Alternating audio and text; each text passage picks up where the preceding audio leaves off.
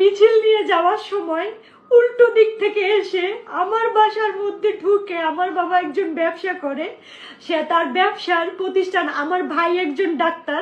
बांग्लादेश में अब जो हिंसा हो रही है, क्या इसको आंदोलन कहा जाए? यह बड़ा सवाल है।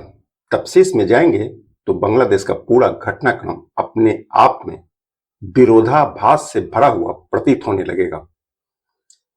दरअसल यह एक नैरेटिव है। हालिया वर्षों में यह नैरेटिव पूरे दुनिया में संगठित होने लगी है।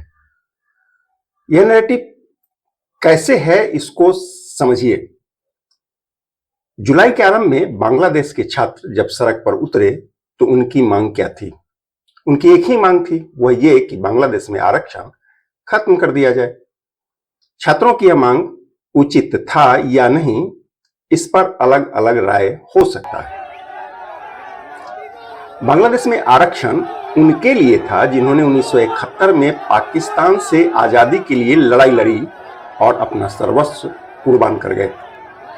सवाल उठता है कि देश पर मर मिटने वाले लोग या उनके परिवारजनों को आरक्षण का लाभ न मिले, ऐसी सोच किसकी हो सकती है? बांग्लादेश के लिए तो यह गौरव की बात होनी चाहिए थी, पर ऐसा नहीं हुआ।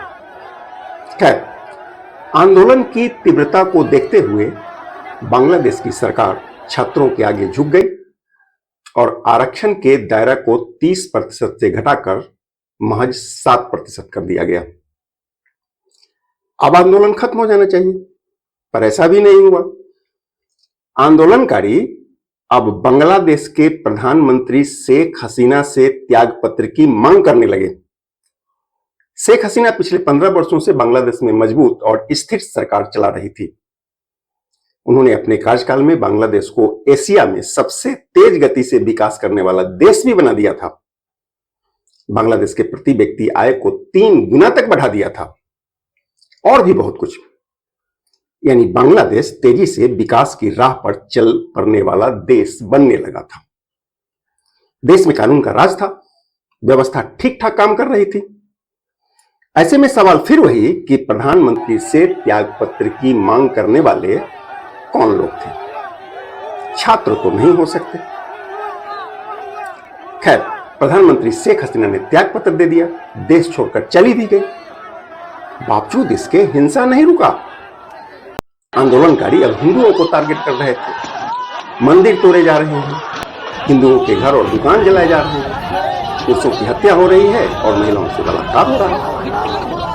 यहां तक कि बंग बंधु शेख मुजीबुर रहमान की प्रतिमाएं भी तोड़ी जा रही हैं। क्या लगता है, यह सभी कुछ छात्र कर रहे हैं? मेरे समझ से तो बिल्कुल नहीं। आपने शायद गौर किया होगा, बांग्लादेश की इन तमाम घटनाओं से सबसे ज्यादा खुश कौन है? सबसे ज्यादा खुश पाकिस्तान है। अब जरा इस नैरेटिव को समझिए। 1971 में पाकिस्तान को तोड़कर बांग्लादेश बना था। उस वक्त बांग्लादेश के मुक्ति वाहिनी का नेतृत्व शेख मुजीबुर रहमान कर रहे थे। भारत की मदद से पाकिस्तान टूटा और बांग्लादेश बना। हालांकि उन दिनों भी पाकिस्तान की सह पर कट्टरपंथियों ने बाद में शेख मुजीबुर रहमान की हत्या कर दिया था। वर्तमान हालात पर गौर करें तो शेख मुजीबुर रहमान की बेटी शेख हसीना बांग्लादेश की प्रधानमंत्री थी और भारत की मदद से बांग्लादेश तेजी से विकास की राह पर चल पड़ा था। दूसरी ओर पाकिस्तान की हालत यह है कि आज वह दुनिया में कटोरा लिए घूम रहा है। जाहिर है, पाकिस्तान को बांग्लादेश का विकास फूटी आंख भी अच्छा नहीं लग रहा था।